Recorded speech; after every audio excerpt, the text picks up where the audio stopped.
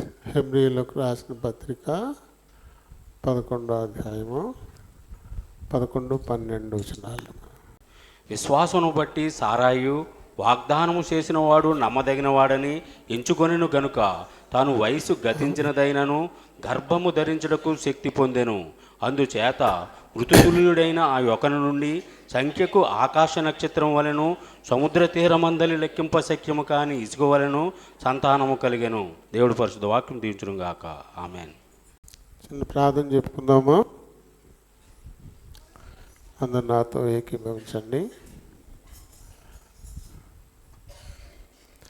ప్రేమ కలిగిన మా ప్రియ పరలోకపు తండ్రి, కృపా సత్య సంపూర్ణుడవైన మా దేవా,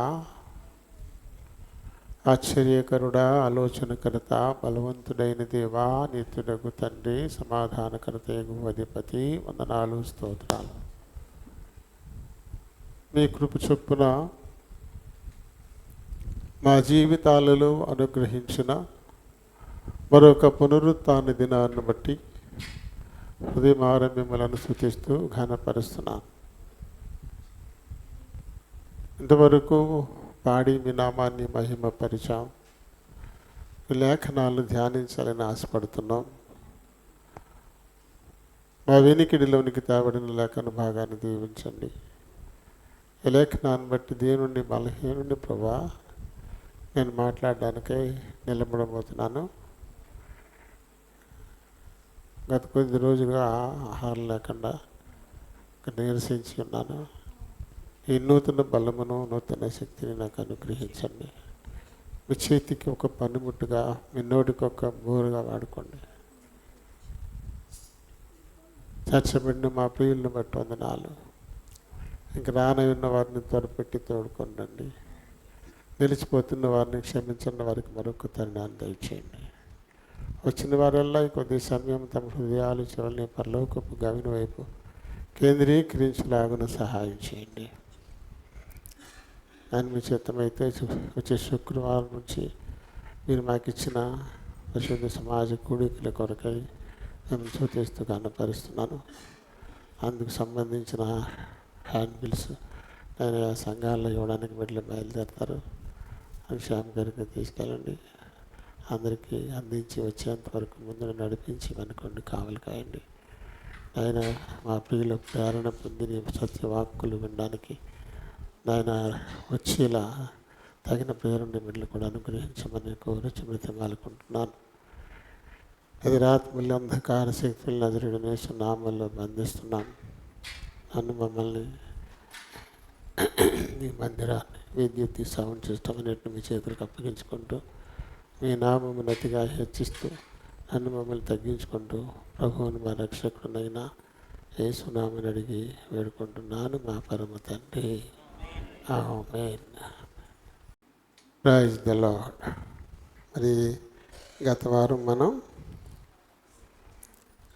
మన అమ్మ శారమ్మని గురించి మనం ధ్యానించాం కదా.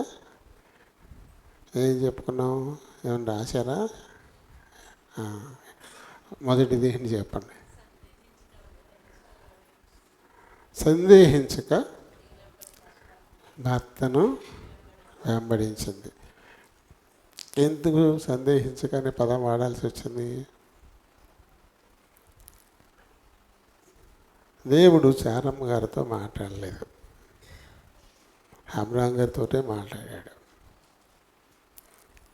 ఆయన చెప్పాడు, నాతో దేవుడు ఇలా చెప్పాడు, నీ దేశాన్ని వదిలేయి, నీ తండ్రి ఇంటిని వదిలేయి, నీ బంధువులను వదిలేసేయి, నేను చూపించబోయే దేశం నువ్వు వచ్చేయి, నిన్ను ఆశీర్వదిస్తాను, గొప్ప జనం చేస్తాను, ఆశీర్వాదానికి ఆశీర్వాదంగా మార్చేస్తాను నిన్ను అని దేవుడు చెప్పాడు. కాబట్టి మరి మనం వెళ్ళిపోదాం అన్నప్పుడు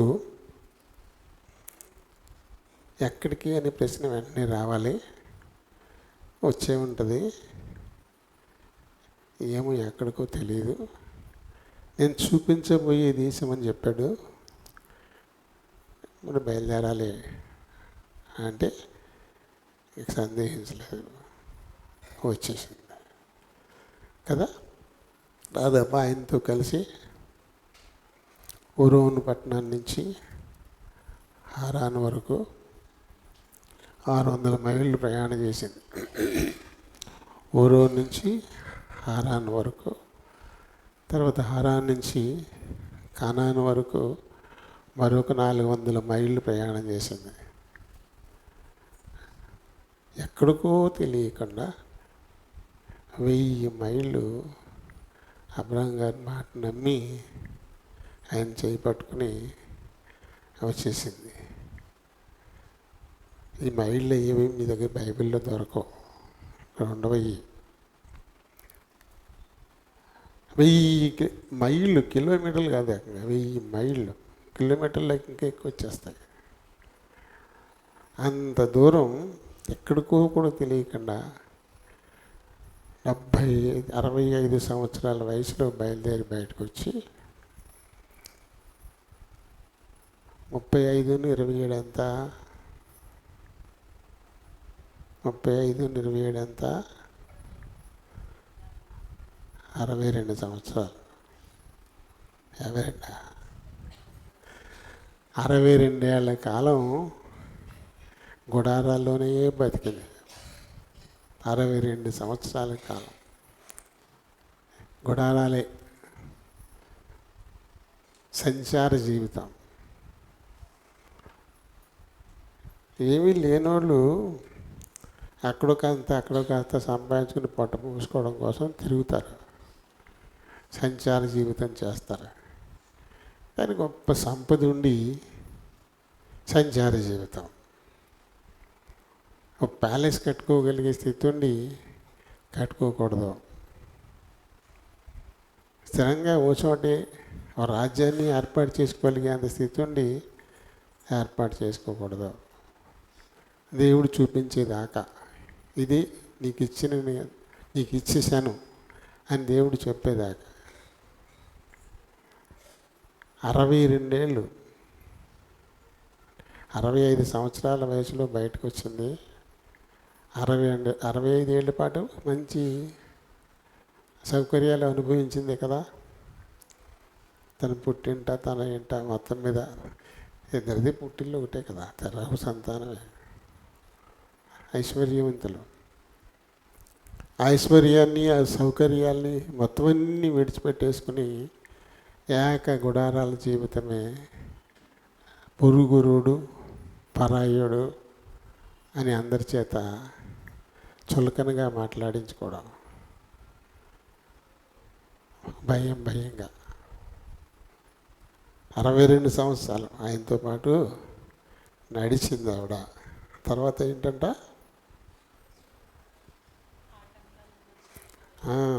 ఎందుకంటే క్లిష్టమైన పరిస్థితులు ఎదురయ్యాయి. ఎంత క్లిష్టమైన పరిస్థితులు అంటే సాక్షాత్తు తన భర్తని భర్త కాదు అని చెప్పాల్సిన పరిస్థితి, తన భర్తనే భర్త కాదు అని చెప్పాల్సిన పరిస్థితులు, తన భర్త ఎదుట నుండి తనను పరాయి వాళ్ళు పట్టుకెళ్ళిపోతా ఉన్నా సహించడం. ఎంత కష్టం అది, చాలా కష్టం. ఏమేమన్నా తన భార్యను ఎవరైనా ఏదనంటే అతను ఏం మాట్లాడలేకపోతే ఆ భార్యకు వచ్చే కోపం ఇంత అంత కాదు. ఎలాంటి మాట పడితే అలా మాట్లాడుతుంది. నీ పిల్లల్ని అట్టుకుపోతలేదు, నీ పిల్లల్ని అంటుంటే మాట్లాడిన ఆడికి కొడుకు ఎందుకు చేసుకుని ఉన్నాను అని మాట్లాడేస్తారు. ఆ స్థితి అది. మిగతా ఎన్నున్నా పర్లేదు, కానీ ఇది అంత భయంకరమైన ఇబ్బంది తనకు ఎదురైనా సరే ఒకటికి 2 సార్లు ఎదురైంది. 1కి 2 సార్లు ఎదురైనా అబ్రహాం గారు ఏం చెప్పాడో అదే చెప్పింది, దానికి విధేయత చూపించింది. ఆ పరిస్థితులకు భయపడినా నేను వెళ్ళిపోతాను, ఆ దేశానికి నేను వెళ్ళిపోతాను, నీతో నాకు ఇంకేంటి అసలు అని ఇలా ఏమనకుండా తన 3 యజమానుడు, తన యజమానుడిని ఎంతో గౌరవించింది. యజమానుడిని చాలా గౌరవించింది. కదా. మేము చాలా సౌందర్యవతి. చారమ్మ గారు చాలా అందమైనటువంటి స్త్రీ అని చెప్పేసి బైబిల్లో రాయబడింది కదా.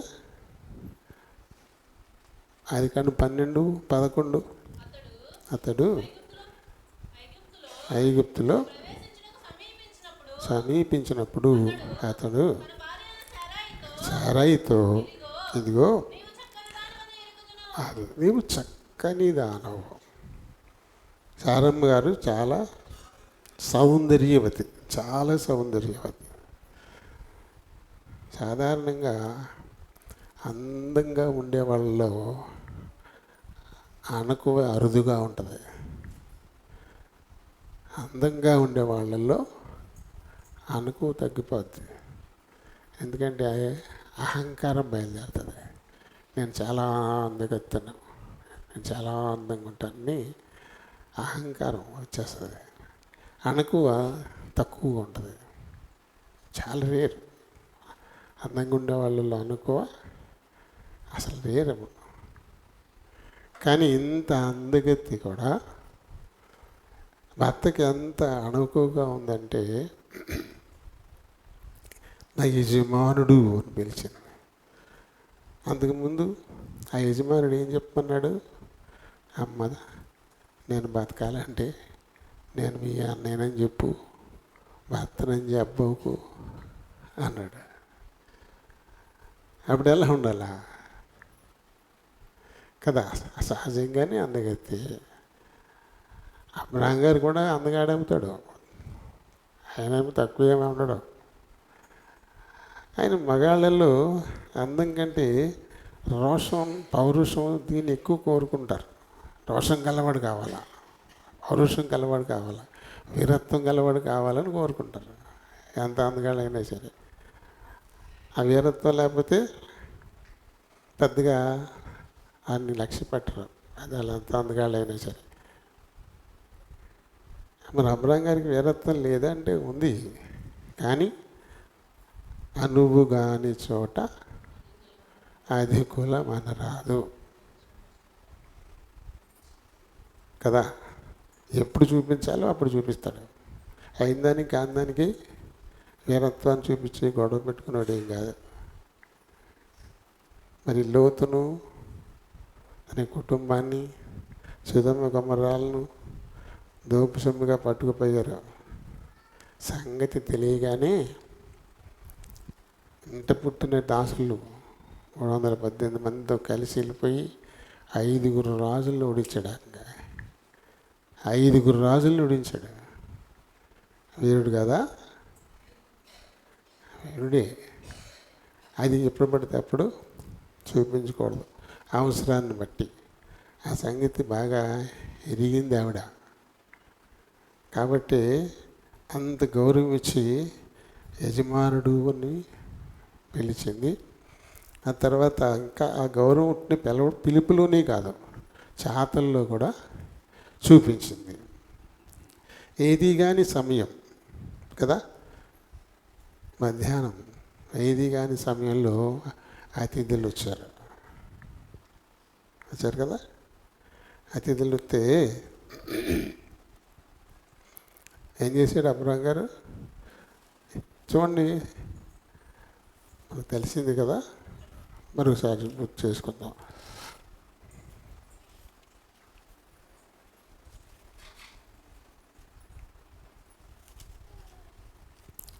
మనకి 18వ అధ్యాయంలో ఈ వృత్తాంతం మనకి కనబడుతుంది కదా. మమ్రే దగ్గరనున్న సింధూర వనములో అబ్రహాము ఎండవేళ గుడారపు ద్వారమందు కూర్చొని ఉన్నప్పుడు. ఎండవేళ అంటే ఎప్పుడు అంటాం? ఎండవేళ మధ్యాహ్నాన్ని మనం ఎండవేళ అని చెప్పి అంటాం. పాపం ఏం చేసిందో శుభ్రంగా తినేశారు.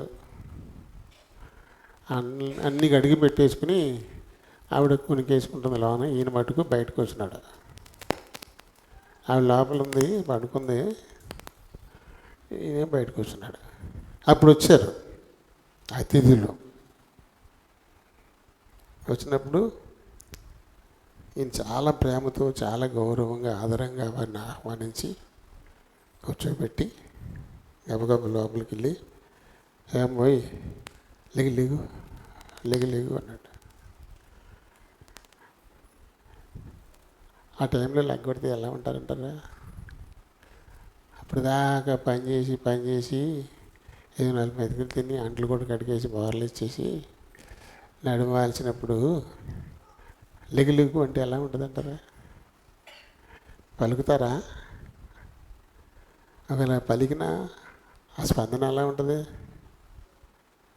ఎలా ఉంటుంది? చాలా చిరాకుగా ఉంటుంది కదా. చెప్పాలి, మీరు ఎలా ఉంటారు? అందరికీ అనుభవమే కదా. మీరు ఎలా ఉంటారు? సరిగా మధ్యాహ్నం పొద్దున్నుంచి పనిచేసి వంట చేసేసి వంట తినేసిన తర్వాత అవి కూడా కడిగేసి ఆరబెట్టేసుకుని అలా నడవాల్సినప్పుడు వచ్చి వెళ్ళి లెగ్గొడితే ఎలా ఉంటుంది? ఎంత చిరాకు అంటే అంత చిరాకు వచ్చేది కదా. ఖాళీ మాటలు కూడా చాలా మాట్లాడేస్తారు. సేపు కూడా కుదురుగా ఉన్నాడు కదా. ఏం వచ్చేసిందని ఇప్పుడైనా నడవాల్సిన లేదో వచ్చేసాడు. ఇలాగ రోజులు అన్నీ వస్తాయి, కానీ ఏమీ లేవు. లేమ్మా లేవు త్వరపడి 3 మానికల పిండి, మెత్తని పిండి తెచ్చి పిసికి రొట్టెలు చెయ్యి అన్నాడు. ఆ పని అయిపోయింది. పిసుక్కున్నారు, రొట్టెలు చేసుకున్నారు, తినేసారు, కడిగేసుకున్నారు, ఎండబెట్టేసుకున్నారు. కాసేపు రెస్ట్ తీసుకునే టైంలో మళ్ళీ పిండికి 3 మానికలు. మనలాగా ఇంత పిండి కాదు. మానిక అంటే ఏంటి? అరకొంచమా? అడ్డడేనా? మానిక అంటే అడ్డడే కదా. అడ్డడే 2 సేర్లని మానిక అంటారు. అంటే కొంచెంన్నర పిండిని పిసికి రొట్టెలు చేయాలి. మనకిలాగా ఇంత చపాతీలు చేసుకోరాళ్ళు. ఈ ఇంట్లో పెద్ద ఉంటాయి ఎంతంత. అదే వాళ్ళకి భోజనం అంతా అదే కదా. మనకేంటి టిఫిన్ లాగా తింటాం. చపాతీ మనకి టిఫిను, వాళ్ళకి అదే భోజనం. నీసి తింటారు, మొక్కలెట్టుకుని నీసి తింటారు. అది ఏం మాట్లాడకుండా చక్కగా లేచి అన్నీ సిద్ధం చేసింది.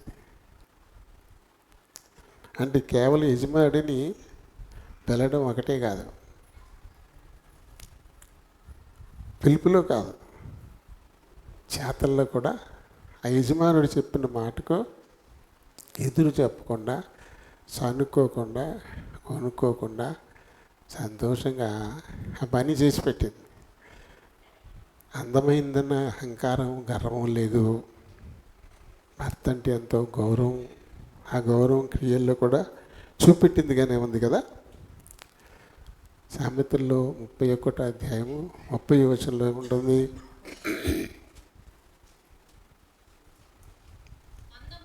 అందము మోసకరము, సౌందర్యము వ్యర్థము, యెహోవా యందు భయభక్తులు కలిగిన స్త్రీ. అంతే, ఇదే ముఖ్యం. స్త్రీకి కావలసినటువంటి ప్రాముఖ్యమైన లక్షణం. కొనియాడబడాలనే ఆశ ఉంటుంది. అందరూ నన్ను మెచ్చుకోవాలా, అందరూ నన్ను గొప్ప అనాలా అని ఉంటుంది.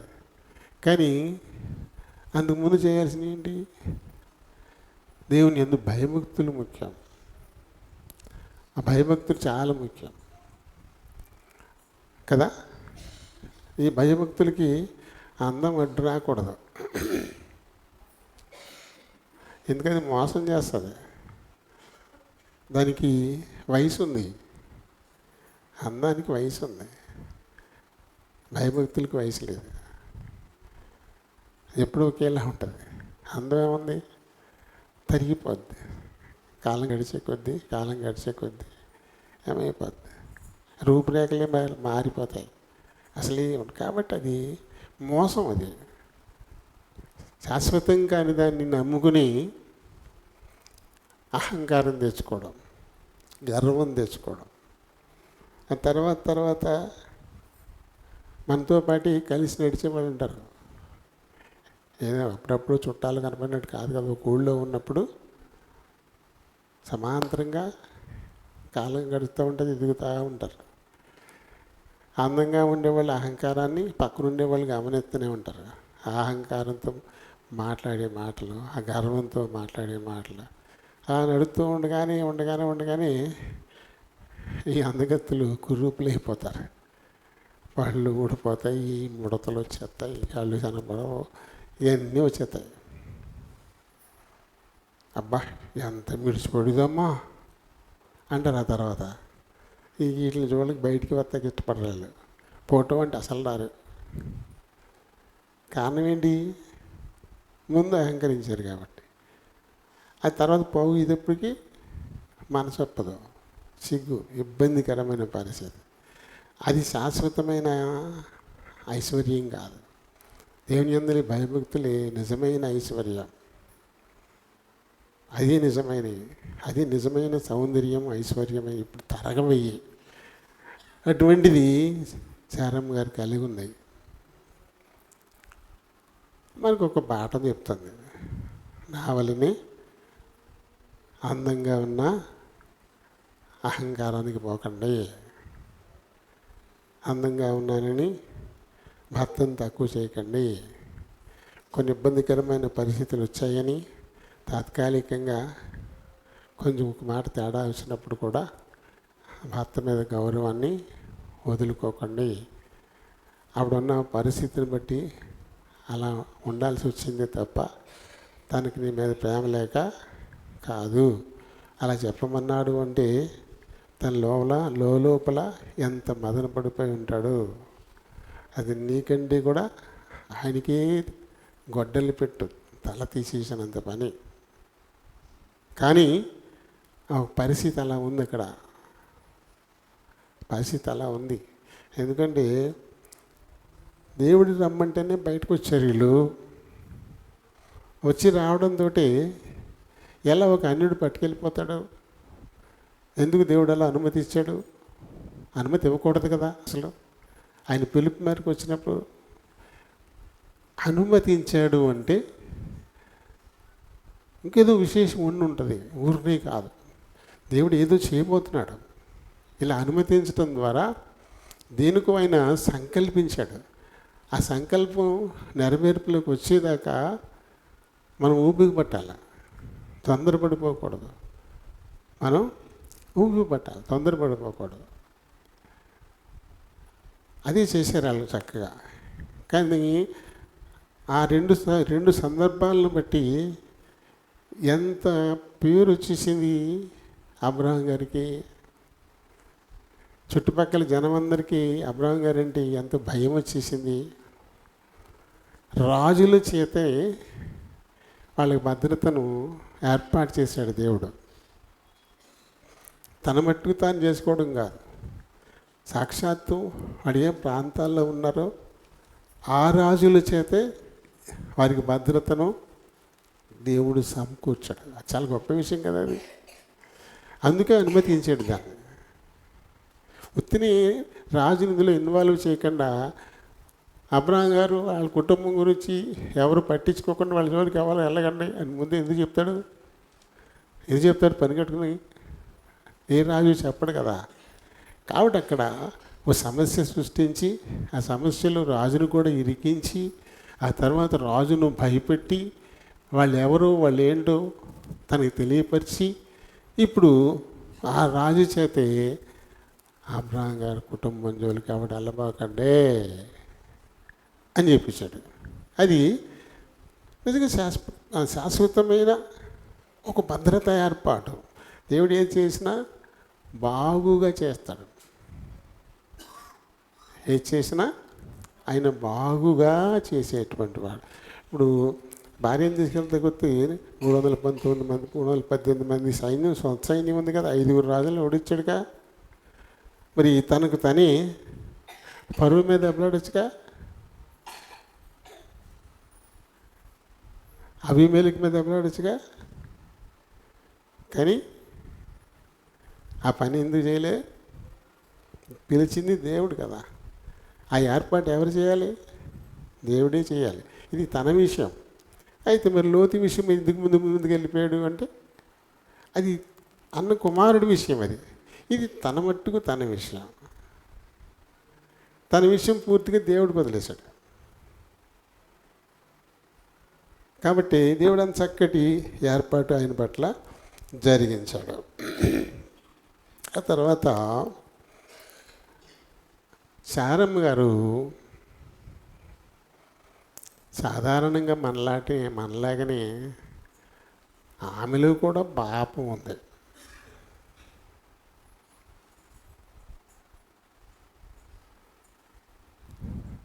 పాపం మానవ సహజం అని చెప్పుకుంటాం కదా. ఆవిడలో కూడా పాపం ఉంది. పాపం ఉందా? ఎలా ఉంది పాపం అంటే దేవుడిచ్చిన వాగ్దానాన్ని సందేహించింది. అది పాపం కదా మరి. సందేహించడం దేవుణ్ణి అబద్ధికుడిని చేయడమే కదా. ఈ సంతానాన్ని ఆకాశ నక్షత్రాలంతా విస్తారం చేస్తానని దేవుడిచ్చాడే. ఆ వాగ్దానాన్ని పట్టుకుని ఉండలేకపోయింది. తనలో సందేహం వచ్చేసింది. వయసు పెరిగిపోతుంది. ఎందుకంటే తను బయలుదేరి వచ్చి ఎంతో కాలం అయింది. 30 సంవత్సరాలు అవుతుంది. 65 సంవత్సరాల దాకా పిల్లలు లేకుండా ఉంది కదా. పెళ్ళి ఎప్పుడు 20 ఏళ్ళకు పెళ్ళి చేసి ఉంటారు. 65 అంటే 45 సంవత్సరాలు పిల్లలు లేకుండా ఉంది కదా. ఆ తర్వాత దేవుడు పిలిచాడు. పిలిచినప్పుడు బయటకు వచ్చింది. 45 ఏళ్ళు పిల్లలు లేకుండా కనిపెట్టగలిగింది. తర్వాత 10 సంవత్సరాల్లోనే ఎందుకు కనిపెట్టలేకపోయింది?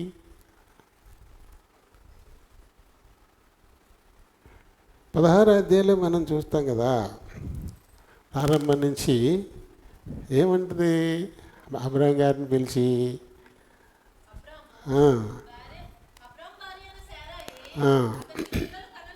కనలేదు, ఆమెకు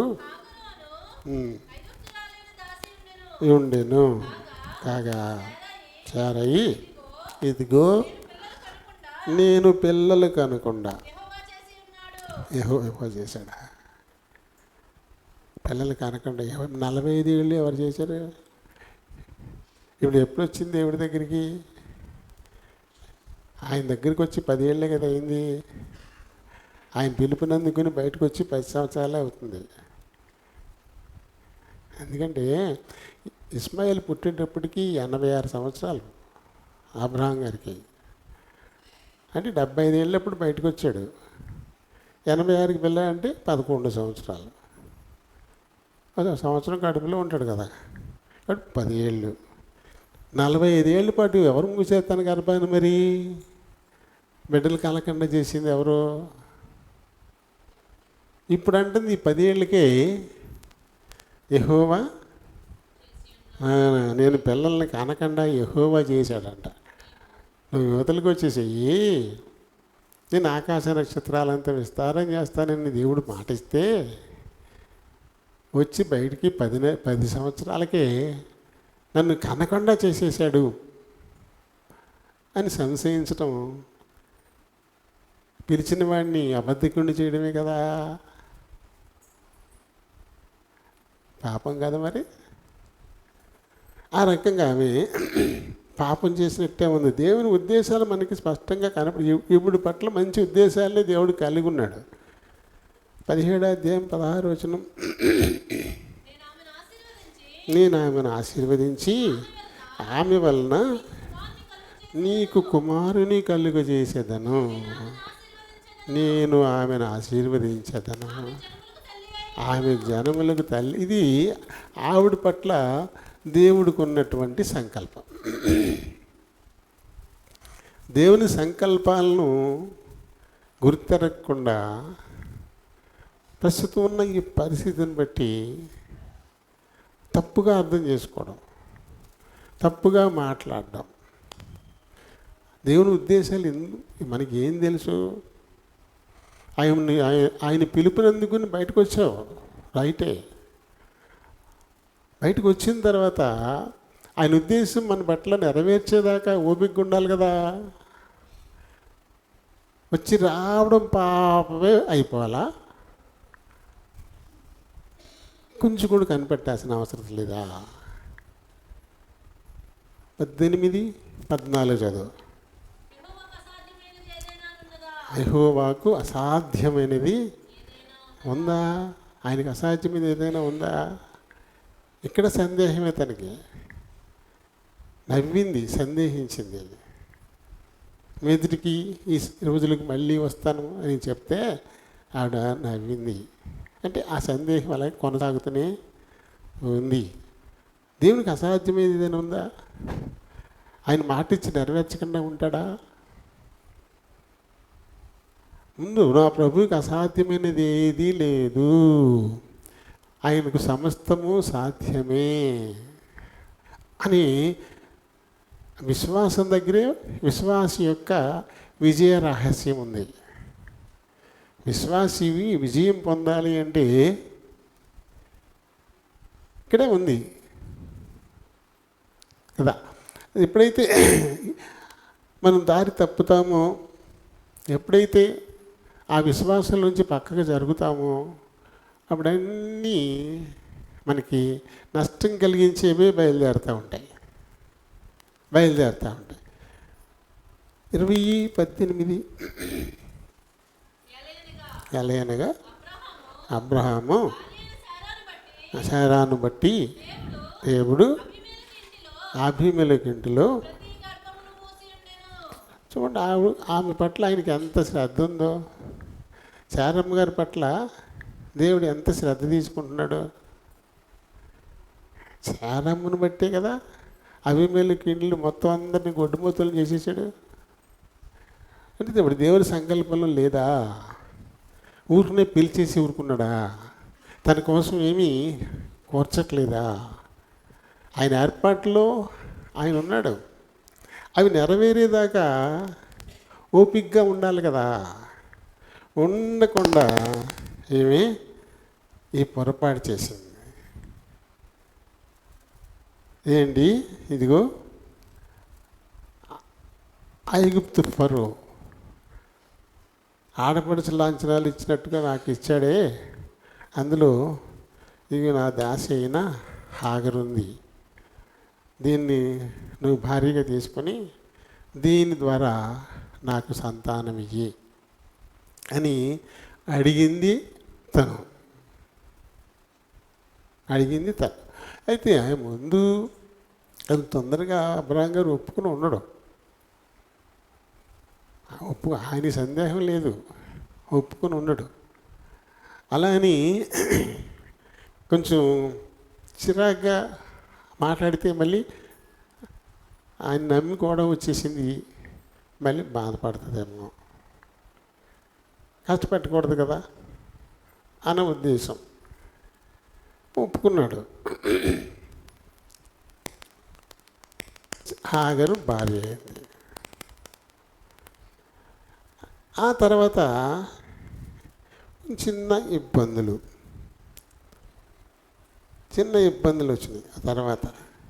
ఎందుకంటే సీను మారింది. హాగరు గర్భవతి అయింది. ఇదివరకేమో శారమ్మ గారు పైన పీట మీద కూర్చుంటే ఆవిడ కాళ్ళ దగ్గర హాగరు కూర్చుని ఈ పళ్ళు అవి కోసి ఒలిసి ఆవిడ చేతికి అందిస్తూ ఉండేది. ఇప్పుడేమో మరి ఇప్పుడు గర్భవతి కాబట్టి ఆవిడకి అందించాల్సి వచ్చింది. అందించే క్రమంలో ముందు ప్రేమగానే అందించి ఉంటుంది. ఎందుకంటే నా వారసుడిని ఇది గర్భాన్ని మోస్తుందని ప్రేమతోటి అందించి ఉంటుంది. కానీ హాగరు ప్రవర్తనలో మార్పు కనపడుతుంది.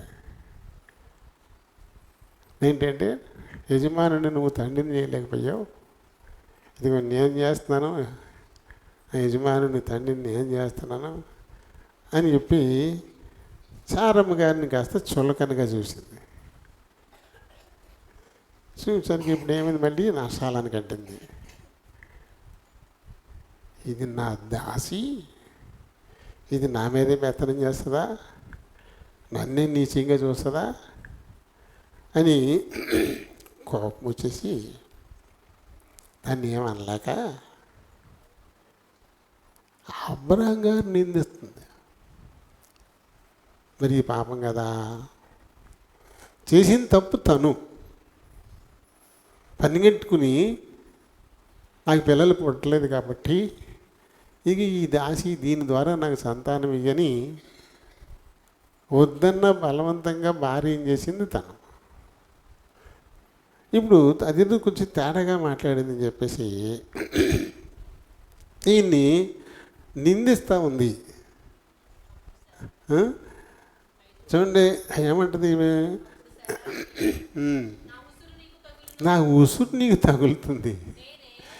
ఏంటి శారమ్మ గారు ఉసురంట, బ్రహ్మ గారు తగులుద్దంట. ఏం చేశాడు ఆయన ఏం చేసా, నువ్వు కొట్టిపోతాను, నువ్వు పిల్లలు కనలేను, నాకు అక్కలేదు, నువ్వు నాకు ఇది హాగారు నేను పిల్లని చేసుకుంటాను అని ఏమన్నా అన్నాడైనా. బలవంతంగా అంటుకట్టింది. బలవంతంగా అంటుకట్టి అదే వాళ్ళిద్దరి మధ్యన పంచాయితీ. వాళ్ళు చూసుకోవడం మానేసి ఏది ఉరుమురు మంగళం మీద పడింది అన్నట్టు ఈయన మీద పడింది. నా ఉసురు నీకు తగులుతుంది, నేనే నా దాసిని ఇచ్చిన తర్వాత తెలుసుకున్నప్పుడు నేను దాని దృష్టికి నీచమైన దానినైతిని. చూడండి, దాని దృష్టికి ఏమి నీచమైంది అయితే అబ్రహాం గారు ఏం చేశాడు, ఇప్పుడు నేను అది దానికి గడుపు వచ్చింది కాబట్టి నీ దృష్టికి నేను నీచమైందని అంటుందా, దాని దృష్టికి నేను నీచమైంది ఆయన్ని. మరి ఈయనేం చేశాడు అంటే సాధారణంగా స్త్రీలు ఎలా సంచల స్వభావం కలిగి ఉంటారు, ఎలా పెడితే అలా నాలుగు ఎలా పెడితే అలా తిరుగుతుంట. మరి ఎంత తప్పిది, అంత గౌరవంగా యజమానుడిని పిలిచేటువంటి ఆయన్ని ఇది చిన్నది ఏదో జరిగిందని చెప్పేసి దాన్ని బట్టి నిందించడం. నా ఊసూరు నీకు తగులుతుంది, నీకు నాకు దేవుడే తీర్పు తీరుస్తాడు. ఏ మాటలు, దేవుడే తీర్పు తీర్చి అబ్రహాం గారిని చంపేస్తే శారమ్మ గారు లామా, దేవుడే ఆయన తీర్చి పని మంచాన్ని పడేస్తే ఇవిడికి ఏమైనా లామా. ఈ మాత్రం ఇంగితం కూడా లేకుండా కొంతమంది మాట్లాడుతుంటారు ఆడళ్ళు. భర్తకి ఆళ్ళడిపోమంటే భార్యకి ఏంటి లాభం, భర్త మంచాన్ని పడాలని నువ్వు కోరుకుంటేనే ఈ భార్యకి ఏంటి లాభం. ఈ ఇంగితం కోల్పోయి ఏం మాట్లాడతారో కూడా తెలియకుండా మాట్లాడలేస్తుంటారు. అది చాలా తప్పు. శారమ్మ గారు కూడా అలాగే అనేసింది. అందుకని మన స్వభావం లాంటిదే ఆవిడది కూడా, మనలాగానే ఆమె కూడా పాపం చేసింది ఆవిడ కూడా. లేకపోతే నా ఉసురు నీకు తగులుతుంది, నీకు నాకు దేవుడే తీర్పు తీరుస్తాడు. అమ్మ నా తల్లోయ్, అలాంటి మాటలు అనబాక బాబు, నువ్వే బలవంతంగా దాన్ని నాకు అంటగట్టావు అన్నంత మాత్రం నా దాన్ని ఏమన్నా నా భార్య అనుకుంటున్నావు ఏంటి నువ్వు, అది నీ దాసియే, నువ్వు ఏం చేసుకుంటావు చేసుకో, నన్ను మాత్రం నిందించొద్దు అని అడిగిన. అప్పుడు రాసి రంపాని అడ్డం మొదలెట్టింది. ఎవరిని, హాగర్ని. అది కూడా తప్పే కదా, అవకాశం ఇచ్చింది తను. ఇప్పుడు మళ్ళీ రాసి రంపాన్ని పెట్టేసరికి కడుపుతో ఉంది, మళ్ళీ నేను గర్భిణిని రాసి రంపాన్ని పెట్టింది. ఆ కడుపులో ఉన్నది ఎవరు, శారమ్మ గారికి వారసుగాడు, హాగర్కి ఏం కాదు. దాసి తను, దాసి పిల్లలు యజమానుల సొత్తే, దాసులకి స్వతంత్రత ఉండదు. మరి తను కోరుకున్న వారసుడే కదా. అటువంటి ఆ వారసత్వాన్ని కడుపులో మొత్తం దాన్ని రాజరబ్బాన్ని పెట్టి పారిపోయేలా చేయడం. అయితే దేవుడు మళ్ళీ గద్దిచ్చాడు, వెనక్కి తిరిగి వచ్చింది అనుకోండి. వెనక్కి తిరిగి వచ్చింది. ఆ తర్వాత మళ్ళీ ఇంకొక తప్పు చేసింది. ఇసాకు పుట్టిన తర్వాత ఏకంగా పూర్తిగా దాన్ని గెంటేయమంది. దాని పిల్లని పంపించేసేయండి అంతే. చూడండి 21:10 ఈ దాసిని దీని కుమారుణ్ణి వెళ్ళగొట్టు, ఇస్సాకుతో వారసుడై ఉన్నాడని దశయి పంపించేసేయి. ఈ దాసిని దీని పిల్లాన్ని. ఇదెలా? ఆ పిల్లాడు అబ్రాహం గారి రక్తమే కదా. ఆవిడ భూమి మీద రావడానికి కారణం ఆవిడే కదా. ఆవిడ లేకపోతే ఇదంతా జరిగేది కాదు కదా. ఇదంతా చేసి తొందరపాటు నిర్ణయం అన్నమాట. కొంచెం తొందరపాటు. ఇంత మంచి ఆవిడ అయినా కొంచెం తొందరపాటుతో తను పాపాలు చేసింది కదా. ఇప్పుడు మరి ఆ బిడ్డ ఆమె ఎక్కడ బతకాలి, ఎక్కడ పెరగాలి? ఆధారం ఏంటి? నిరాధారంగా గెంటి పారేసింది కదా. గెంటి చేసింది బయటికి. అబ్రాహం గారికి చాలా బాధ కలిగింది, దుఃఖం వచ్చింది. ఎందుకంటే తన రక్తమే, తన బిడ్డే ఇప్పుడు తండ్రి లేనులేగా బయట ఎక్కడో అనాథగా పెరగాలడు. మరి దానికి కారణం ఎవరు అవుతారు? శారమ్మ గారే కదా, ఆవిడే. ఇలాంటి తప్పులు కొన్ని చేసింది. ఎందుకంటే ఇవన్నీ ఎందుకు రాయబడ్డాయి మన కోసం అంటే, ఇంత గొప్ప సాక్షి సమూహము అన్న దాంట్లో సాక్షులు అంటే మేలుకి సాక్షులే, కీడికి సాక్షులే, విజయానికి సాక్షులే, అపజయానికి సాక్షులే. రెండింటికి చూసుకోవాలి ఈ సాక్షులు, అటు ఇటు అటు ఇటు. ఇంత మంచి ఆవిడ కూడా ఇలా పొరపాటు పడ్డానికి. ఎందుకంటే మనకి ఆరంభం నుంచే ఉంది ఇది. స్త్రీ సందేహించడం అనేది ఆరంభం నుంచే మనకి కనబడుతుంది కదా. చూడండి, ఆదికాండం 3వ అధ్యాయానికి వచ్చేయండి. 3వ అధ్యాయంలో 12వ వచనంలో ఏముంటుంది చూడండి. నాతో నుండుటకు నీవు నాకు ఇచ్చిన ఈ స్త్రీయే ఆ వృక్ష ఫలములు కొన్ని. ఎవరు చెడగొట్టారు? ఆదాముని చెడగొట్టింది ఎవరు? ఆదాము తనకు తానుగా చెడిపోలేదు. పురుషుడు తనకు తానుగా చెడిపోలే, తను చెడగొట్టింది ఆవిడ. ఎందుకు చెడగొట్టింది? దేవుని మాట నమ్మలేదు. ఆ చెట్టు ఫలాన్ని తినే రోజున నువ్వు చేస్తావు అని చెప్తే ఆ మాటని నమ్మలే. తను సందేహించి తీసుకుని తిని పట్టుకొచ్చి ఆయనకు కూడా ఇచ్చింది.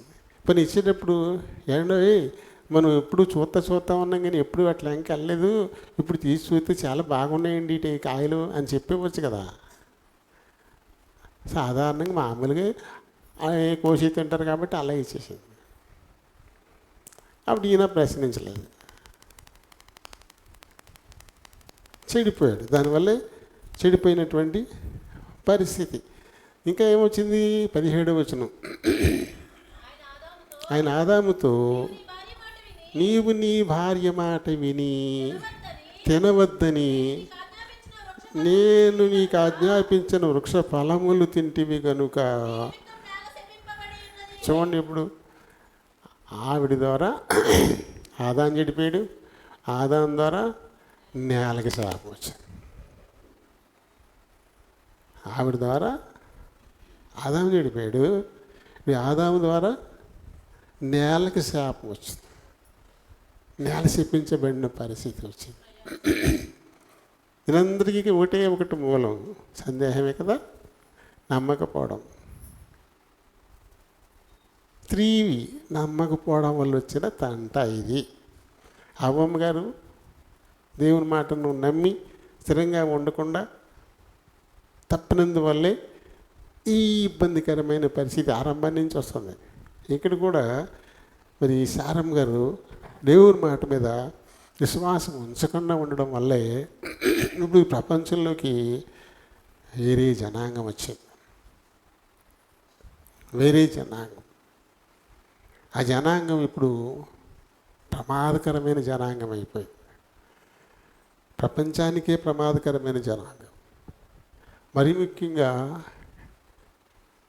యూదులకు ప్రమాదకరమైన జనాంగం. యూదులకు ఇది అబ్రహాము సంతతికి, ఈ సంతతికి వాగ్దాన పుత్రుడైనటువంటి ఇస్సాకు నుంచి వచ్చినటువంటి సంతతికి, అలాగే అబ్రహాము కలిగి ఉన్నటువంటి విశ్వాసాన్ని కలిగి ఉన్నటువంటి వారికి ఇప్పుడు పీక మీద కత్తిలాగా తయారయ్యేది. దాదాపుగా వాళ్ళు 20 మంది రాజుల దాకా ఉన్నారు. ఇస్మాయిల్ నుంచి 12 మంది వచ్చారు.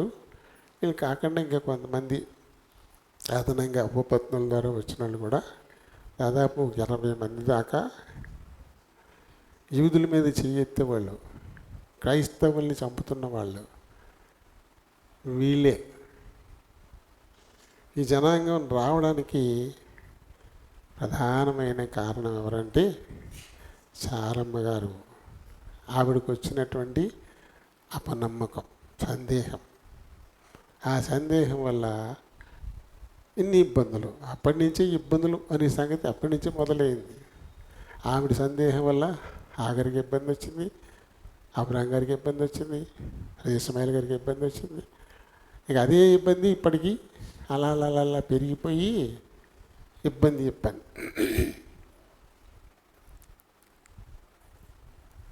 కానీ ఇస్మాయిలీలు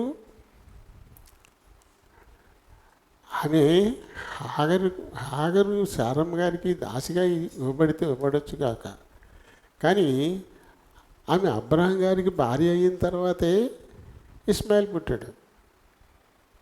భార్యగా ఇచ్చారు కదా, కాబట్టి దాసి పిల్లల్లో అవుతారు. సారమ్మకి దాసి అయితే అవ్వచ్చు ఆవిడ, కానీ అబ్రహాం గారికి భార్య అయిన తర్వాతే ఇస్మాయిల్ పుట్టాడు. కాబట్టి ఇప్పుడు ముస్లిమ్స్ వాదించేది అదే. చాలామంది దాసి పిల్లలని చెప్పి అంటున్నారు మమ్మల్ని. మేము దాసి పిల్లలు ఎందుకు అవుతాం? హాగర్ని అబ్రహాం గారు భార్య చేసుకున్న తర్వాతే కదా మేము పుట్టింది. కాబట్టి అబ్రహాం గారు భార్య సంతానమే మేము కూడా. ఆవిడ సారమ్మ గారికి దాసిగా వచ్చి ఉండొచ్చు కాక, అబ్రహాం గారు భార్య అయిన తర్వాతే. అదే 16లో కనపడదు కదా, చూడు 16లో ఉందో చదువు.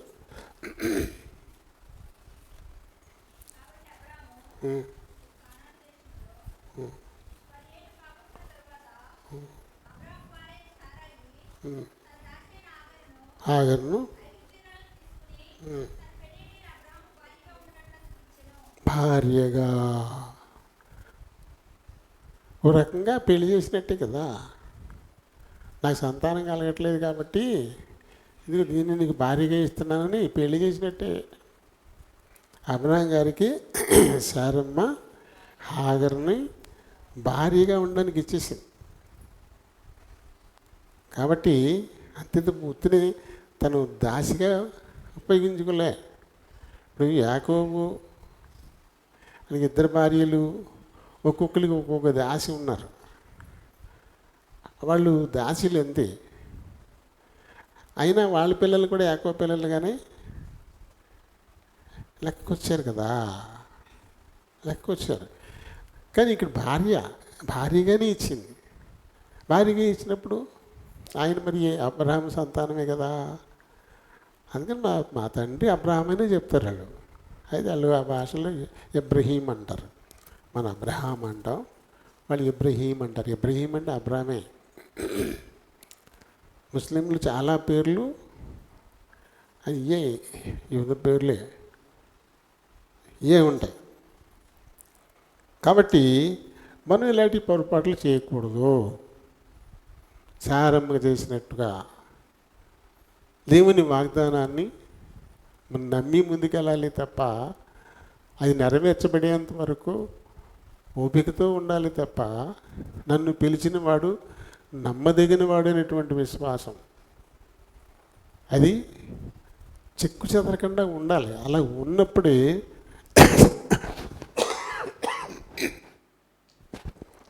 ఖచ్చితంగా దేవుని నుంచి దాన్ని మనం పొందగలుగుతాం. లేకపోతే అనవసరమైన తలనొప్పులు మనము తెచ్చుకుంటాం, మన ద్వారా ఇతరులకు కూడా. ఇలానే కదా ఆమె కోడలు కూడా సందేహించింది కదా. ఎవరు ఆవిడ కోడలు? ఎవరమ్మా? సారమ్మ గారి కోడలు ఎవరు?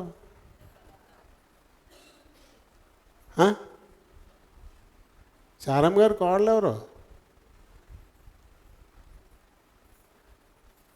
ఎవరు మాట్లాడట్లేదు అసలు. ఎవరు సారమ్మ గారి కోడలు ఎవరు? మీకు ఎవరికి తెలీదా? సారమ్మ గారి కొడుకు ఎవరు?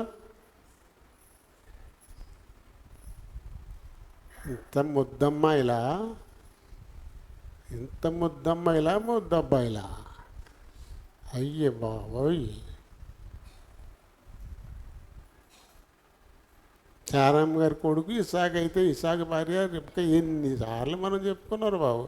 ఈ చిన్న విషయం కూడా తెలియకపోతే ఇంక మనం ఎలా విశ్వాసులు అవుతాం? ఒత్తు ముద్దమ్మాయిలం అనమాట. Very bad.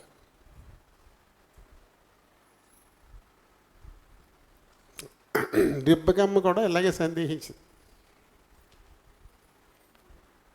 రిబ్కామ్మ గర్భం ధరించినప్పుడు ఆవిడ కవలలో తన కడుపులో ఉన్నారు.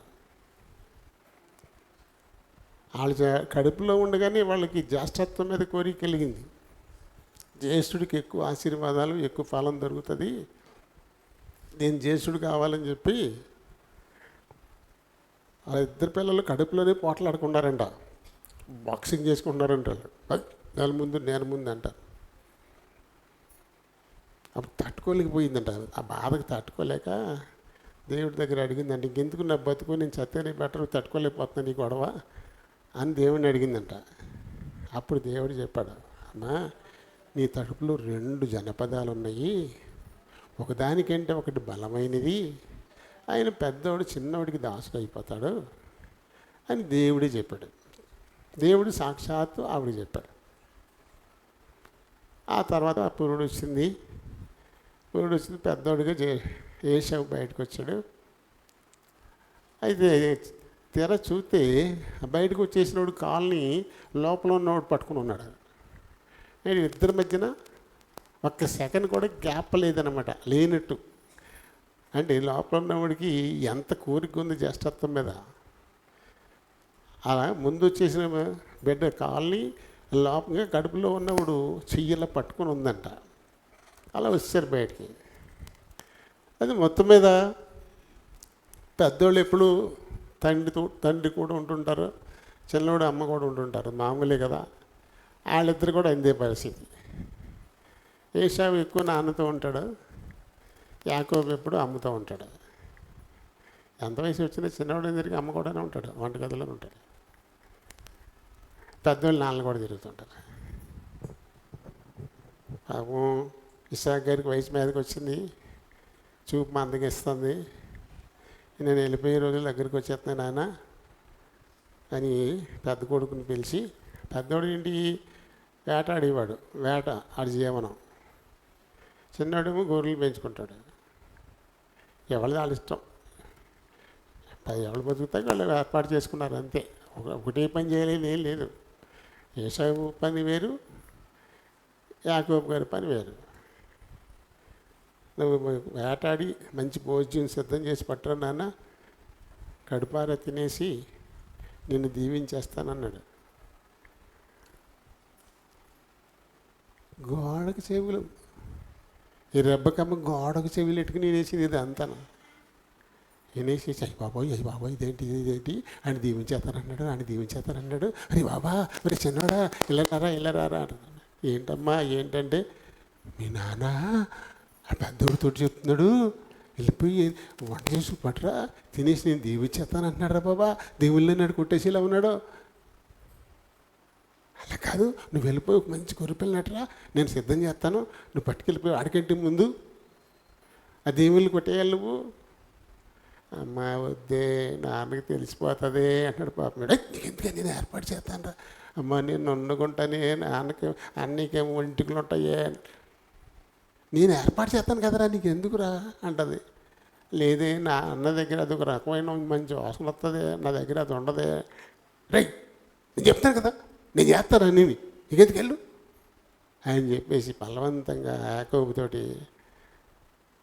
ఇవన్నీ తెప్పించుకుని ఏసేవాళ్ళుగా తయారు చేసేసి ఏసేవ రాకముందే పంపించేసింది. పాపం అక్కడ కూడా అనుకున్నట్టుగా ఏ విషయంలో యాకోబు సందేహించాడో ఆయా విషయాల్లో ఇస్సాకు కూడా సందేహం వ్యక్తపరిచాడు. మళ్ళీ ఇప్పుడు ఆయన అబద్ధం చెప్పాల్సి వచ్చింది. మొత్తం మీద దీవులన్నీ వచ్చేసి దీవించేశాడు. ఆ తర్వాత వచ్చాడు ఏసావు. బెక్క చచ్చిపోయాడు పాపం నాన్న. ఆ ముసలితనంలో అలా బెక్క చచ్చిపోయాడు. అయ్యో నేను ఎవరిని మరి దీవించాను ఇప్పుడు? ఇప్పుడే కదా కడుపు నుండి తిని దీవించేశాను, ఎవరిని బాబా అంటే, ఎందుకంటే ఏసావు వాడికి అసలే కోపం. ఇస్సాకు గారికి కొంచెం కంగారు వచ్చేసింది. ఎవరు అంటే వచ్చారు, ఎప్పుడైనా ఆయన వచ్చారా బాబు, దీవించేసారా నాయన అంటే పాపం అక్కడ ఆ సీను చాలా దుఃఖం కలుగుద్ది. పాపం ఏసావు ఎంత ఏడుస్తారంటే, అయ్యో నాన్న నాకు ఒక్క దీవెనైనా ఉంచలేదా నాన్న అంటే పాపం చాలా దీనంగా ఏడుస్తాడు, చాలా దీనంగా ఏడుస్తాడు. ఆ దీనత్వం నుంచి కోపం వచ్చింది. వీడు అప్పుడు నేను ఆకలిగా ఉన్నానని చెప్పేసి దాన్ని అడ్డెట్టుకుని నా జాస్తత్వాన్ని కొట్టేశాడు. ఇప్పుడేమో నన్ను అలా ఆటకాళ్ళనిచ్చి నా వేషం వేసుకెళ్ళిపోయి నా దీవులన్నీ కొట్టేశాడు. ఇంకా నాన్న ఎలాగే ముసలాడు అయిపోతాను, ఇవాళ రేపు పోతాడు, అప్పుడు చూస్తాను వీడి సంగతి అన్నాడు.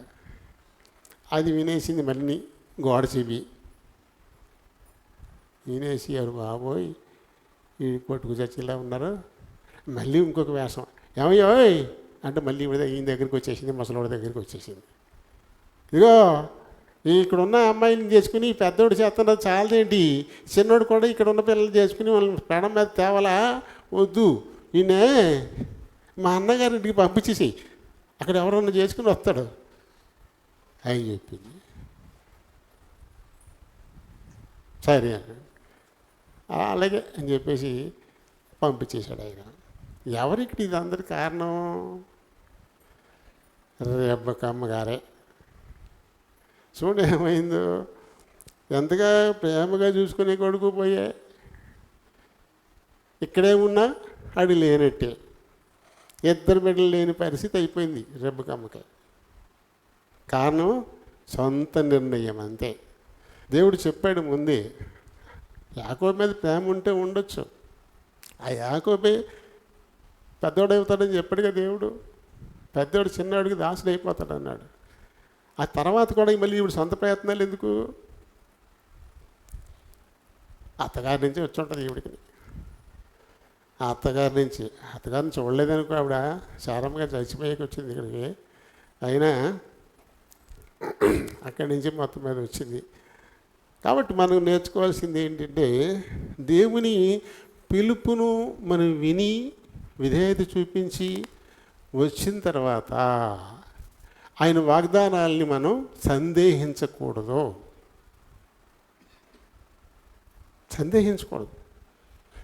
ఖచ్చితంగా తగిన సమయమందు వాటిని నెరవేర్చడానికి ఆయన చాలినటువంటి వాడు. సమకూరుస్తాడు. అది సమకూర్చనివ్వాలి పూర్తిగా. సమకూర్చనివ్వకుండా మనం మళ్ళీ సొంత ప్రయత్నాలు చేసేసామనుకోండి, మొదటికే మోసం వచ్చే పరిస్థితి. మన అమ్మ అలా చేసింది. కానీ ఈ విషయంలో ఆవిడ మనకు మాదిరి కాదు. మాదిరిగా ఆవిడని తీసుకోకూడదు. దేవుడు చెప్పాడని చెప్పినప్పుడు భర్త మాట విని మంచి ఇల్లు, మంచి గౌరవ మర్యాదలు ఉన్నటువంటి ఊరు, దేశము ఇవన్నీ వదిలేసుకొని ఇక చచ్చేదాకా గుడారాల్లోనే జీవించడానికి సిద్ధపడి వచ్చేసిందే, అది మనకు మంచిది. అలాంటిది కావాలి, అటువంటి లక్షణం కావాలి. ఎందుకంటే ఇంటి పేరు మార్చుకుని ఓ పురుషుని ఏళ్ళు పట్టుకుని వెళ్ళిపోయిన తర్వాత అతడితో నీ లోకం తప్ప నీకు మళ్ళీ వేరేది ఉండకూడదు.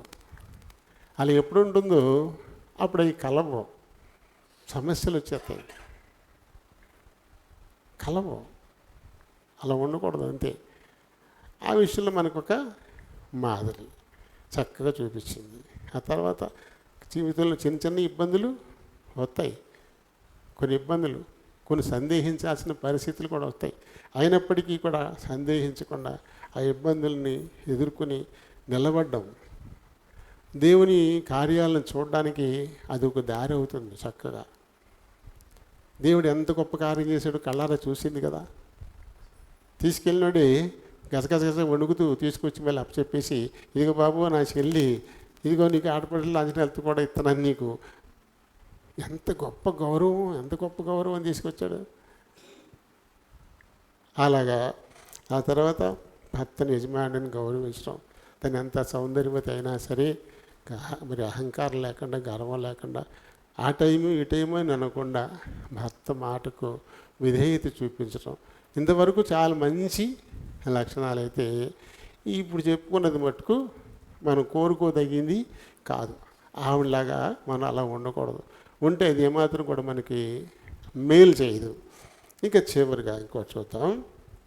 5వది, కానాను ఇశ్రాయేలీయులకు దఖలు కాకముందే, అంటే వాళ్ళకి ఇంకా దేవుడు ఇవ్వలే. నువ్వు నించున్న ప్రాంతం నీ సంతానానికి ఇస్తాను అన్నాడు తప్ప ఇచ్చేసాను అనలేదు. ఇస్తాను అన్నాడు. 12వ అధ్యాయంలోనే కనపడుతుంది. 12వ అధ్యాయంలోనే మనకి అది కనపడుతుంది. నువ్వు ఉన్నావు చూడు, ఇది ఈ సంతానానికి నేను ఇస్తాను అని చెప్పాడు. ఇవ్వకుండానే అదే కానాన్లో చారమ్గా నివసించింది. 127 సంవత్సరాల వయసులో అక్కడ చనిపోయింది. అదే కానాల్లో ఈమె నివసించింది, అక్కడే నివసించింది. షెకెము, బేతేలు, హెబ్రోను ఇవి ఆమె జీవిత కాలంలో నివసించిన ప్రదేశాలు. ఈ 3 కూడా కానాన్లోవే. 15వ అధ్యాయము 18వ వచనం చూడండి. ఆ దినమందే యెహోవా గొప్ప నది అయిన ఈ దేశమును అనగా పెరిజీలను, హిత్తీయులను, పెరిజీయులను, రెఫాయీయులను, అమోరీయులను, కనానీయులను,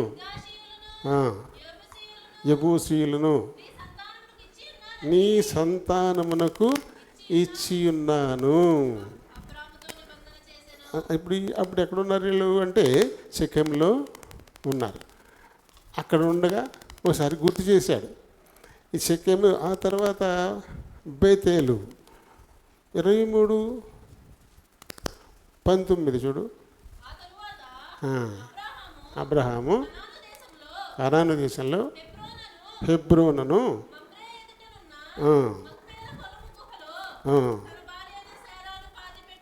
అక్కడ ఉన్నాడు నివాసం. ఈ ప్రాంతాలు ఇప్పుడు చూడండి, బేతేలు, యాకోబు రాయి నిలిపాడు కదా, ఆ ప్రాంతం ముందు వీళ్ళు తిరిగేసినాయే. ఆయా ప్రాంతాలు అబ్రాం గారు, శారమ్మ గారు వీళ్ళందరూ తిరిగేసినాయే. ఈ 3 కణాల్లోయే ఈ 3 చోట్ల శారమ్మ గారు నివసించేసింది. వాగ్దత్త భూమి అది ఇంకా పూర్తిగా వారికి దఖలుపరచబడలేదు, కానీ ఆ దేశంలోనే నివసించింది. అందుకే కదా హెబ్రీ 11:9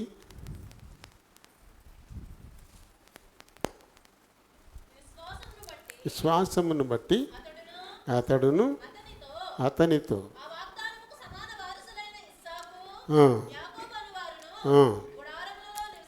నివసించుచు అన్యుల దేశంలో ఉన్నట్టుగా. అది వాగ్దత్త దేశమే, ఇది దేవుడు వాళ్ళకి వాగ్దానం చేసినటువంటి దేశమే. అయితే పూర్తిగా అది వారి దఖలుపరచబడేంత వరకు అది అన్యుల దేశం కింద లెక్క, పరాయి దేశం కింద లెక్క. కానీ వాళ్ళు వాగ్దత్త భూమిలోనే ఉన్నారు. దేవుడు వాగ్దానం చేసినటువంటి భూమికే చేరారు, అక్కడే ఉన్నారు. అక్కడికి వచ్చింది శారమ్మ గారు కదా, 127 సంవత్సరాల వయసు. అప్పుడు ఆవిడ చనిపోయింది. అయితే అబ్రాం గారు మరి శారమ్మ గారి పట్ల ఎంత ప్రేమ చూపించాడు. ఇప్పటిదాకా శారమ్మ గారి గురించి మాట్లాడాం. ఆ శారమ్మ గారి నడవడిని బట్టి అబ్రాం గారికి ఆమె పైన ఉన్నటువంటి ప్రేమ ఎంత గొప్పది. ఎందుకంటే మరి పత్రికల్లో మనం చదువుతాం కదా, స్త్రీలు భర్తను గౌరవించి విధేయత చూపించడం అవసరం, పురుషులు భార్యలను ప్రేమించడం అవసరం. భార్యను భర్త ప్రేమించాలి అంటే భార్య ముందు భర్తను గౌరవించాలి, విధేయత చూపించాలి.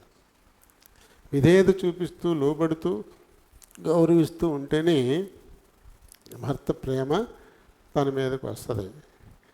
ప్రతిదానికి తిరగబడతాం, గౌరవం లేకుండా మాట్లాడడం, లోబడకుండా ఉండడం, అలా ఉన్నప్పుడు ప్రేమించలేరు కదా. ఎవరు ప్రేమించలేరు. ప్రేమించబడ్డానికి వీలుగా తనను తాను సిద్ధపరచుకోవాలి, ఆ పరిస్థితులు కల్పించాలి. అన్నీ చేసి కూడా ప్రేమించబడలేకపోతే నేరం ఆపచ్చు. నీకేం తక్కువ చేశాను, నీకు విధేయ చూపించాను, నీకు లోబడ్డాను, చేయమన్నదల్లా చేశాను, అయినా నేనంటే నీకు ప్రేమ లేదంటే పర్వాలేదు. కానీ ఏం లేవు, లోబడేది లేదు, విధేయత చూపించేది, గౌరవించేది లేదు. నువ్వేంటి, ప్రతిదానికి నువ్వేంటి. ఈ మధ్యకాలంలో ఆడవాళ్ళు కూడా ఉద్యోగాలు చేయడం మొదలెట్టిన కాడ నుంచి కొంచెం తేడాలు వచ్చేసినాయి బాగా. అంతకుముందు భర్త సంపాదన, భార్య ఇల్లు చక్క పెట్టుకునేది.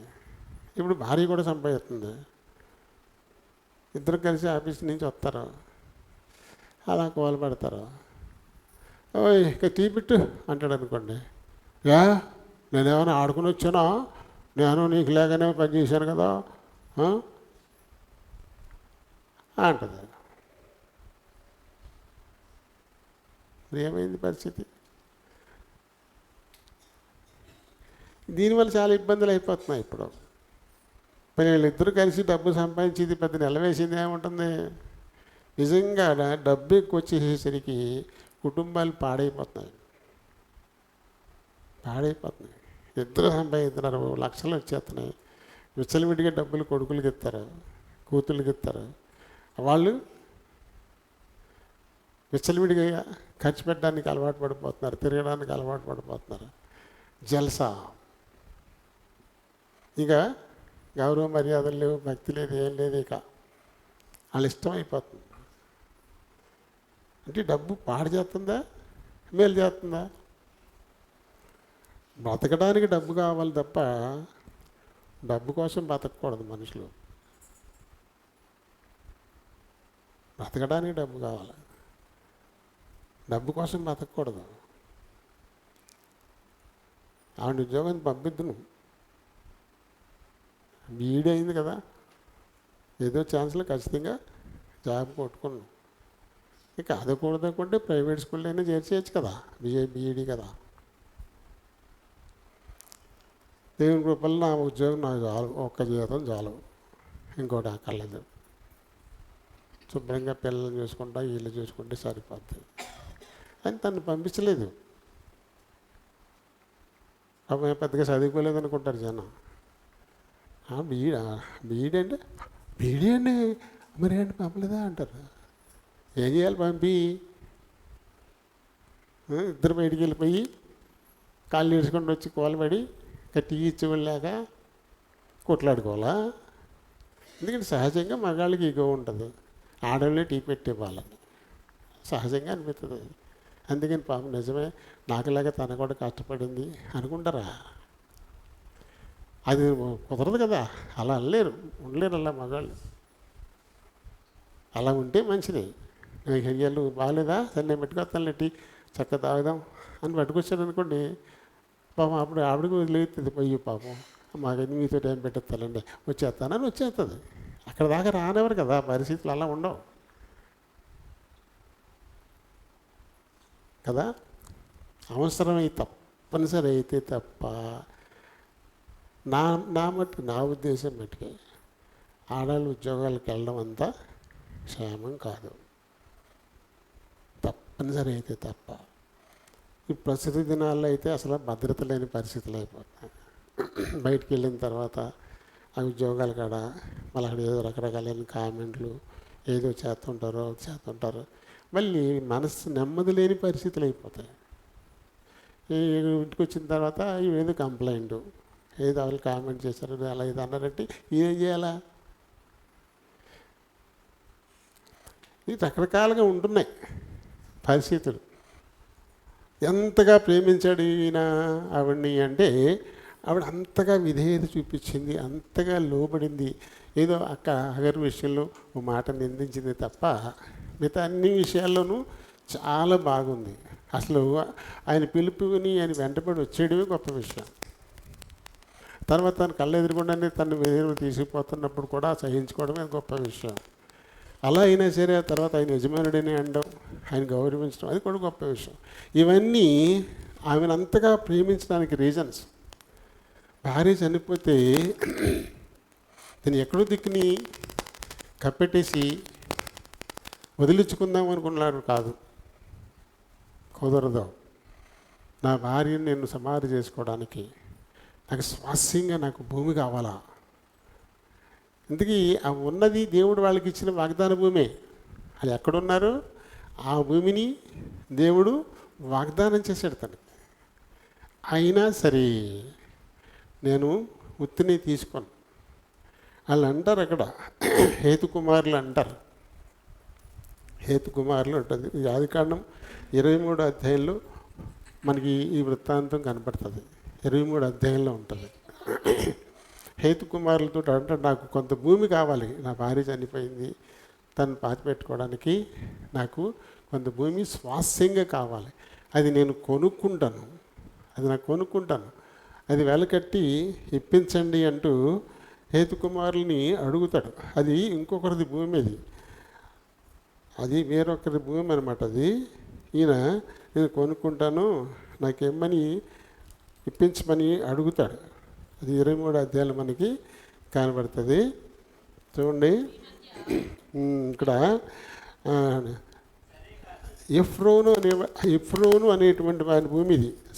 సోహరు కుమారుడైన ఎఫ్రోను పొలం ఇది. అయితే అక్కడ హిత్తీయుల ప్రాంతం అనమాట. అది బహుశా హిత్తీయుల మెజారిటీలో అది ఉంటుంది. వాళ్ళ మధ్యని పంచాయతీ పెట్టాడు.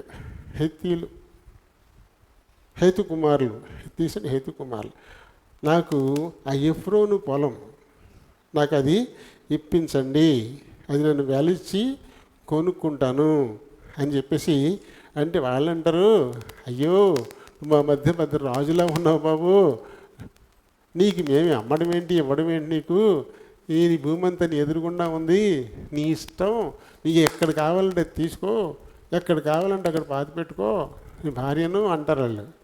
నాకు కుదరదు, మీరు నాకు దానంగా ఇస్తే నేను తీసుకోను, నా భార్యను చాలా గౌరవప్రదంగా నేను సమాధి చేయాలి, కాబట్టి నేను అందుకు అవసరమైంది నేను కొనుక్కుంటాను, అది కొంటాను, నాకు అమ్మండి అని చెప్పేసి అదే పట్టు మీద ఉంటాడు. అయితే ఎప్పుడోను అంటాడు 14వ వచనంలో, అయ్యా నా మాట విను, ఆ భూమి 400 తులములు వెండి చెయ్యును, నాకు నీకు అది ఎంత అంటాడు. అది అంత పడితే 400 తులాలు వెండి ఉంటుంది, నీకు నాకు అది ఒక పెద్ద లెక్క, ఎందుకు బాబు తీసుకో, వెల ఎందుకు అంటే, దానికి వెల ఎంతో చెప్పావు కదా, మీరందరూ విన్నారు కదా, ఇదిగో ఆ వెల ఇచ్చేస్తున్నాను నేను, 400 తులముల వెండిని ఇప్పుడే నేను చూసి ఇచ్చేస్తాను. ఎందుకంటే యజమానుడి నోటి వెంట దాని విలువ విన్నాడు కదా, ఆయనంటూ ఉద్దేశం వేరు, ఈ మాత్రం నీకు నాకు ఎంత, అలాంటిదేం పెట్టుకోకు తీసుకోమంటున్నాడు.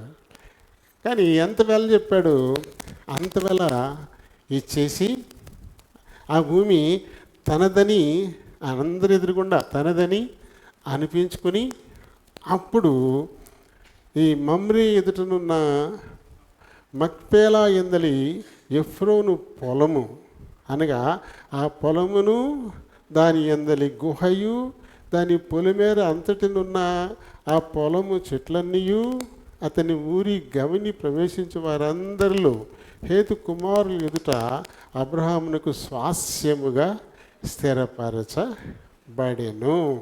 అంటే ఒక ఘాట్ లాగా అనమాట కదా. పెద్ద పెద్ద నాయకులకి ఘాట్లు ఏర్పాటు చేస్తారు కదా.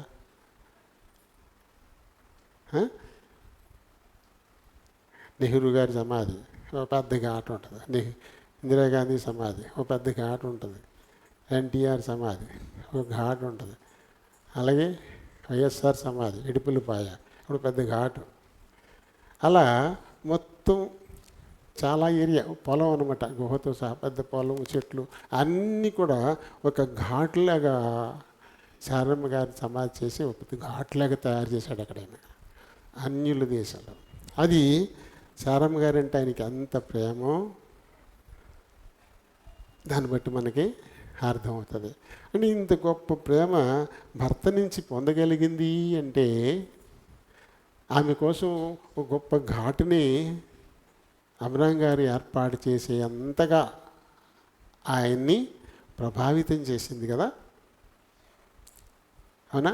కాబట్టి ఈ విషయంలో శారమ్మ గారు చిన్న చిన్న తప్పులు చేసిన హరే దేవుడు ఆవిడకి ఇచ్చినటువంటి వాగ్దానాన్ని నెరవేర్చాడు, ఆ దిశగా ఆమెను మార్చాడు, ఆమెను కాపాడాడు, అందుకొరకు ఏర్పాట్లు చేశాడు. ఏం వదిలేయలే. నన్ను అనుమానించి అవమానించిందని ఏం వదిలేడా, వదలే. అగౌరవపరిచినట్టే ఉంది కదా అక్కడ. అయినా సరే, ఎందుకంటే మానవ సహజం, పైగా అప్పటికి నమ్మడానికి ఏమీ లేవు, ఇలాంటి కార్యాలు ఏమి జరిగి ఉండలే. కానీ మనకి బోల్డ్ ఉన్నాయి. మనం సందేహిస్తే తప్పు అయిపోద్ది. ఇప్పుడు బాగా ఆవిడ సందేహిస్తే అంత పెద్ద తప్పు కాదు, ఎందుకంటే నమ్మకానికి ఆస్పదం లేనటువంటి రోజులు అయ్యాయి. కానీ ఇప్పుడు మన కళ్ళెదురుగుండా గొప్ప సాక్షి సమూహం ఉంది. ఇంత సాక్షి సమూహాలు మనం చూసి కూడా మనం సందేహిస్తే తప్పు మనదవుతుంది. దేవుడు ఎప్పటికీ నమ్మదగినటువంటి వాడే. ఆమె చిన్న చిన్న తప్పులు చేసినప్పటికి కూడా ఆమె పట్ల ఏదైతే ప్రణాళిక ఆయన కలిగి ఉన్నాడో ఆమె పట్ల దాన్ని నెరవేర్చాడు కదా. దేవుని సంకల్పం ఎంత అద్భుతంగా అనిపిస్తుంది. అలాగే మన పట్ల కూడా ఆయన కలిగి ఉన్నటువంటి సంకల్పాన్ని నెరవేర్చడానికి ఆయన చాలినటువంటి దేవుడు. అయితే అది నెరవేర్చేంత వరకు ఓపికతో మనం కనిపెట్టాలంతే. దేవుడి మాటల్ని దీవించునుగాక. ప్రేమ కలిగిన మా ప్రియ పరలోకపు తండ్రి, కృపా సత్య సంపూర్ణుడమైన మా దేవా, వందనాలు స్తోత్రాలు. మీ కృప చొప్పున ఇంతవరకు నన్ను బలపరిచి వాడుకున్నందుకు మీకు కృతజ్ఞతలు తెలియపరుచుకుంటున్నాను. ఇచ్చిన లేఖనాలను బట్టి స్తుతిస్తూ ఉన్నాను. మా పితరురాలు మా అమ్మ చారమ్మ గారి గురించి మాకు నేర్పించారు. గత ఈ 2 వారాలుగా నాయన